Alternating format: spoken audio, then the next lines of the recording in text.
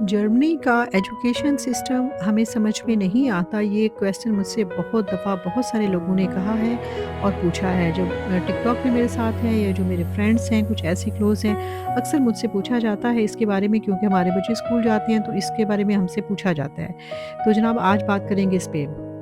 अस्सलाम वालेकुम super women and super girls, कैसी हैं आप सब लोग? उम्मीद है कि आप सब बिल्कुल अच्छी होंगी और मज़े में होंगी। यहाँ हमारा दिन का आगाज़ हो चुका है और ब्रेकफ़ास्ट भी रेडी है और आज जनाब हम बात करेंगे जर्मन स्कूल सिस्टम पे या जर्मन का जो बेसिक एजुकेशन सिस्टम है उस पर। यानी जो मेरा नॉलेज है मैं आपके साथ वो अपना नॉलेज शेयर करूँगी, जो मेरी मालूमात है वो मैं आपके साथ शेयर करूँगी।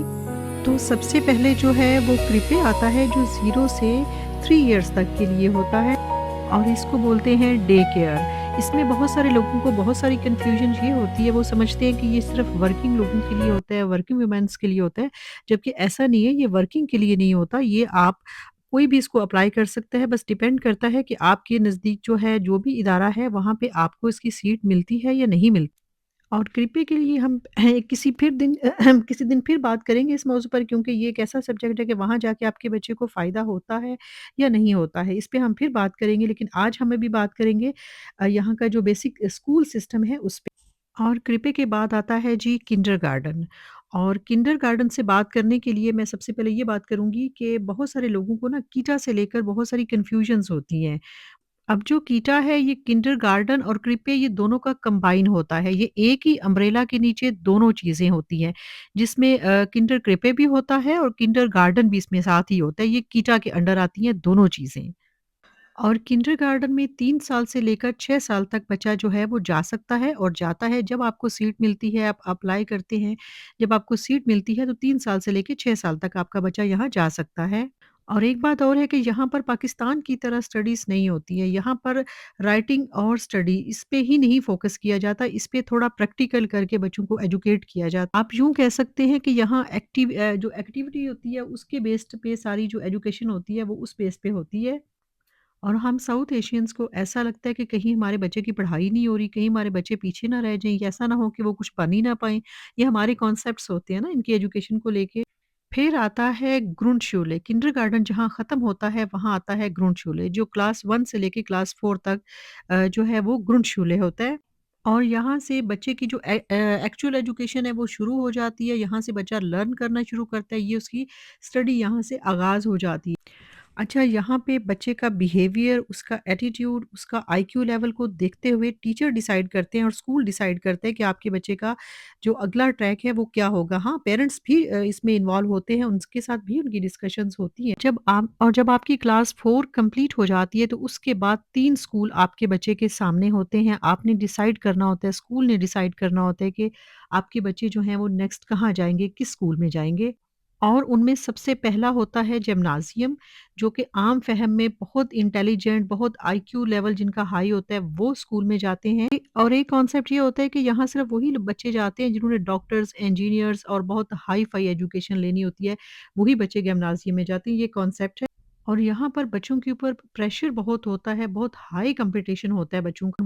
और बाज़ औक़ात ऐसा होता है कि बच्चा इंटेलिजेंट भी होता है, पढ़ भी सकता है, लेकिन वो इतना प्रेशर बर्दाश्त नहीं कर सकता। और जो हमारे देसी पेरेंट्स होते हैं ना, उनका बस एक कॉन्सेप्ट होता है, वो ऑब्सेस्ड होते हैं कि हमारा बच्चा बस जिम्नाज़ियम में जाएगा तो ही हमारा बच्चा अच्छा पढ़ेगा, लेकिन ऐसा भी नहीं है। और जो जर्मनी का स्कूल सिस्टम होता है ना, वो एक्चुअली चाइल्ड सेंटर्ड होता है, यानी बच्चा ही डिसाइड करता है, उसकी एबिलिटी, उसका जो फ़ोकस है वो डिसाइड करता है, चाहे वो इंटेलिजेंट भी है कि उसने किस तरफ जाना है, किस स्कूल में जाना है। इंटेलिजेंट है, वो कितना बोझ बर्दाश्त कर सकता है, कितने घंटे पढ़ सकता है, ये सब चीज़ें इसमें मैटर करती हैं। यानी इस डिसीज़न में जो सेंटर्ड होता है वो बच्चा खुद ही होता है। यानी उसकी लर्निंग स्किल्स, उसकी कैपेसिटी, उसका स्टैमिना, हर चीज़ इसमें मैटर करती है। और इसके बाद जो दूसरा ऑप्शन होता है बच्चे के पास, वो होता है रियाल शूले। वो भी 5th क्लास से लेके 10th क्लास तक होता है। और ऐसा नहीं है कि जो बच्चे रियाल शूले जाते हैं वो बिल्कुल इंटेलिजेंट नहीं होते हैं या वो आगे जाके कुछ बनते नहीं है, ऐसा बिल्कुल नहीं है। और ऐसा भी नहीं है कि आपके बच्चे अगर रियाल शूले जा रहे हैं तो वो यूनिवर्सिटी नहीं जा सकते, आगे से कुछ बन नहीं सकते, ऐसा भी कॉन्सेप्ट गलत है। हाँ, यहाँ एक्चुअली सब कुछ बैलेंस्ड होता है, आपके बच्चे के अकॉर्डिंग सब कुछ बैलेंस चल रहा होता है। और रियाल शूले कंप्लीट करने के बाद बच्चे हाउस बिल्डिंग कर लेते हैं, कहीं भी स्किल्स हासिल कर लेते हैं, अपना कोई ना कोई करियर ज़रूर अडॉप्ट कर लेते हैं।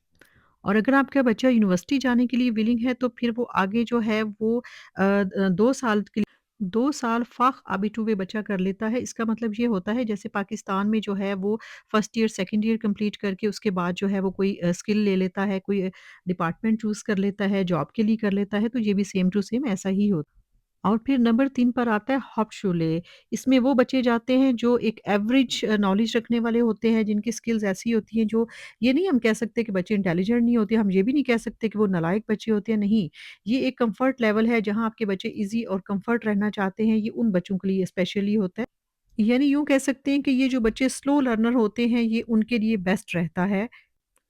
और जर्मनी स्कूल सिस्टम में ना ऐसा नहीं होता आप तीनों स्कूल्स में से कोई भी स्कूल चूज़ करें। ऐसा नहीं होता है कि जो लास्ट वाला स्कूल है उसमें बच्चा जाएगा तो वो कुछ बनेगा नहीं, उसका करियर आगे नहीं बनेगा, नहीं यहाँ बच्चा कुछ ना कुछ ज़रूर बन के निकलता है। एटलीस्ट कहीं न कहीं वो ऐसी जॉब ज़रूर कर सकता है कि जहाँ पर वो अपनी ज़िंदगी को लेके चल सके। कोई ना कोई ऐज़ अ करियर आप ज़रूर यहाँ पे अडॉप्ट करते हैं। ये इनकी अपनी एक ट्रेनिंग है, एक स्कूल सिस्टम इन्होंने बनाया ही इस तरीके से है। और हम सब ज़ाहिर है चाहते हैं कि हमारे बच्चे अच्छा पढ़ें, अच्छा उनका फ्यूचर बने, लेकिन जर्मन स्कूल सिस्टम थोड़ा-सा हम पाकिस्तानियों के लिए या देसी लोगों के लिए, साउथ एशियंस के लिए थोड़ा-सा डिफरेंट है। इसको समझने में मुझे भी काफ़ी टाइम लगा था, मुझे भी नहीं शुरू में समझ आती थी इनके सिस्टम की, इनकी चीज़ों की, लेकिन फिर आहिस्ता-आहिस्ता ऐसे हुआ कि आपको समझ आनी शुरू हो जाती है कि आपके बच्चे जो हैं आप परेशान हो जाते हैं कि शायद मेरा बच्चा गिम्नाज़ियम में नहीं जा रहा या उसका एडमिशन उस तरह नहीं हुआ, तो ये पता नहीं अब पीछे रह जाएगा, या कोई करियर नहीं बन पाएगा। बस इन्होंने बच्चे की जो एबिलिटी है, जो उसका आईक्यू लेवल है, स्पेशली इनका मैंने जितना ऑब्ज़र्व किया है, इनका जो ग्रुंडशुले होता है ना, वो बहुत इम्पोर्टेंट होता है। वहीं आपके बच्चे को ज़्यादा लर्न करना होता है, वहीं आपके बच्चे की पर्सनैलिटी बनती है, वहीं से उसका फ्यूचर जो है, उसका तयन होना शुरू हो जाता है।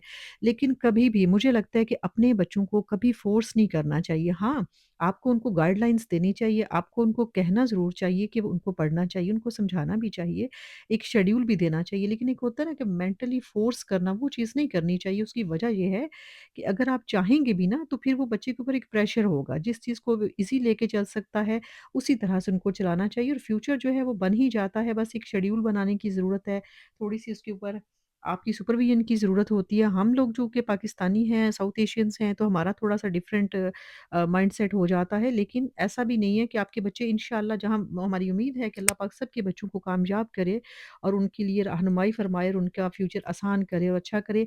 आपको अगर आज का व्लॉग अच्छा लगा हो तो आपने लाइक करना है, सब्सक्राइब करना है और शेयर करना है। कल मिलेंगे किसी नए व्लॉग में। अल्लाह हाफ़िज़।